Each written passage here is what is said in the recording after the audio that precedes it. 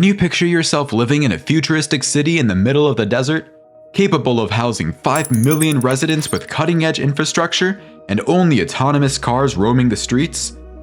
A place as diverse as New York City, as safe and clean as Tokyo, and as sustainable as Stockholm. This is what the city of Telosa is promising, a multi-billion-dollar megaproject that aims to transform part of the American desert into a vibrant utopia. I know, you're probably wondering, what is Telosa? Why is it being built? We'll find out just that in today's video. The city of Telosa, named after a famous term used by Aristotle, telos, which means the highest purpose, is a project that promises to offer what no other city in the world can offer. We are going to be the most open, the most fair, and the most inclusive city in the world. A completely new model for society. The project bears a striking similarity to Saudi Arabia's The Line, a 170-kilometer-long vertical city that is currently being built in the Arabian desert. Both Telosa and NEOM's The Line plan to introduce a new way of living by addressing ongoing world issues such as pollution, city congestion, overpopulation, and climate change. These futuristic cities seem to want to start from scratch and create a new model of living based on sustainability, inclusivity, and equality. The project was first announced in September 2001 by billionaire entrepreneur Mark Lohr, after he resigned from his position as CEO of Walmart. The person in charge of Telosa's design is Danish architect Bjarke Ingels, who was set to design Europa City, an 800,000 square meter cultural, recreational, and retail development planned to be built in Paris, France. The core concept behind Telosa and the reason as to why it is being planned in the first place, according to Lohr, is to create a more equitable and sustainable future that can become a blueprint for future generations. As mentioned previously, the team behind the project plans to develop a city that is inclusive and fair. Currently, cities are home to about 4 billion people, or 55% of the world's population, compared to only 1.7 billion, or 39% 40 years ago. By the year 2050, about 6.4 billion people are predicted to live in urban areas, which will account for roughly 66% of the world's population. Cities have become significant hubs for economic opportunity, research, and education for millions of people. However, not everyone seems to benefit from it because the wealth gap is also rising at an alarming rate. This widening wealth gap is what has driven Mark Lohr to come up with an idea like Telosa. According to Mark Lohr and his team, the city of Telosa will be developed around the idea of equitism, where residents will personally benefit from urban growth as the city improves. Lohr will ensure that Telosa owns all of the land used within the city, and that its residents have the ability to construct and sell properties in order to achieve this vision of equality. In a perfect world, land values would rise along with the metropolis. The money raised will then be applied to the city's transportation, healthcare, and educational needs.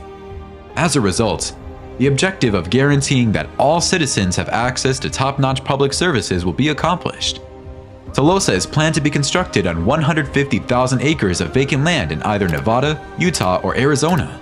The planners are also considering building the futuristic city on cheap land in the Appalachian mountain range.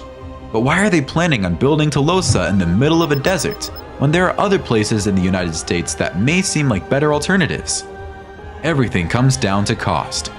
You see, Lohr and his team expect the inexpensive land purchase to eventually pay for itself, as Telosa's strategy to invest rising land values back into city services allows the city to expand.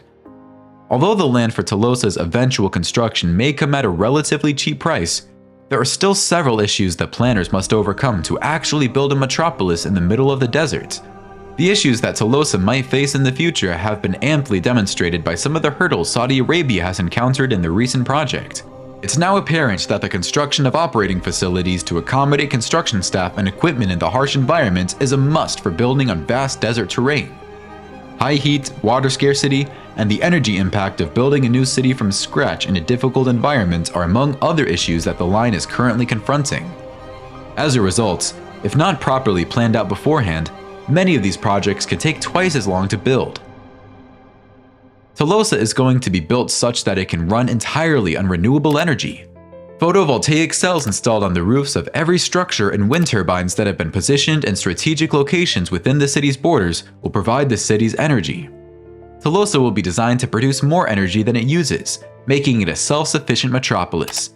The Equitism Tower, the city's highest building and an iconic landmark that will act as a beacon for the city, will also be at the center of Telosa.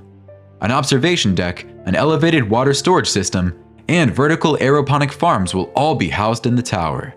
Telosa may also include transportation infrastructure and urban planning that allow residents to always be a 15-minute commute from essential places and amenities like schools, workplaces, parks, shops, and restaurants. Telosa will also use a combination of well-planned transportation systems and autonomous electric vehicles, unlike NEOM's The Line, which will be entirely pedestrian-centric with a major focus on an underground railway public system for long journeys. Telosa will draw inspiration from Barcelona's urban planning, known as superblocks, which has allowed the city to reduce congestion in its residential neighborhoods. The futuristic metropolis will favor slow-moving autonomous vehicles and bicycles on inner streets, while concentrating heavy traffic along the block's perimeter. If adopted, this strategy will put Telosa's residential areas far enough away from commercial streets to lessen noise pollution, while facilitating easy movement between blocks. In addition, the newly acquired space presents major opportunities for the city to adapt to climate change. The less congested streets and reduced parking spots within the superblocks can implement heat-reducing measures. The construction of the futuristic city will be split into 2 phases, the first of which is scheduled to be completed by the year 2030. During the initial phase, the city would be capable of housing as many as 50,000 residents. Once completed, the second phase of the development aims to fully build the rest, which will most likely conclude by 2050. When Phase 2 is completed, roughly 5 million people are expected to live within the city in a total area of 610 square kilometers, or 240 square miles, which translates to about 33 people per acre of land, a similar density as the city of San Francisco. In 2050, the city of Telosa will be roughly the same size as the cities of Paris and Madrid combined. The project is expected to cost up to $400 billion in total, with grants from the federal and state governments as well as private investors providing the majority of the capital. By far, the greatest challenge Mark Lohr and his team must overcome is trying to gather the necessary funding for the project.